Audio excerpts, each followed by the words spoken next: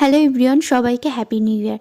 তো নতুন বছরের প্রথম দিনটা আমার ঘরকে সুন্দরভাবে সাজিয়ে টিপটপ করে চলে গেলাম ছাদে। প্রতিদিন ঘুম থেকে উঠেই প্রথম কাজ হলো এই গাছগুলোকে দেখা। কাজ বলাটা ভুল, এটা হলো আমার রোজকার অভ্যেস। আর এখানে দেখো আমার দুটো গোলাপ গাছে কিন্তু সুন্দর সুন্দর দুটো গোলাপ ফুটেছে, একটা সাদা একটা হালকা পিঙ্ক।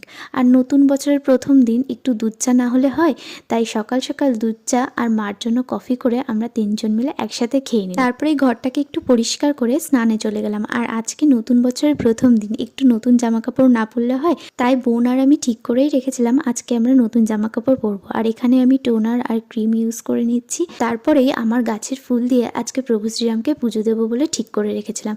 আর ফুলটাও ফুটে গেছে, তাই প্রভু শ্রীরামকে পুজো দিয়ে নিলাম। তারপরে ঠাকুরকে ভোগ নিবেদন করে আরতি করে আমি চলে গেলাম ঘরে। তো যাই হোক, আজকে যে যে কাজগুলো ভেবেছিলাম সবগুলোই পুরো কমপ্লিট করতে পেরেছি। আর এরপরে বোনও চলে এসেছিল পড়া থেকে, তো দুজনে নতুন জামা পরে একটু ভিডিও করে নিচে চলে গেছিলাম লাঞ্চ করতে। তো মেনুটা কিন্তু নেক্সট পার্টে আসছে। আজকের মতো টাটা।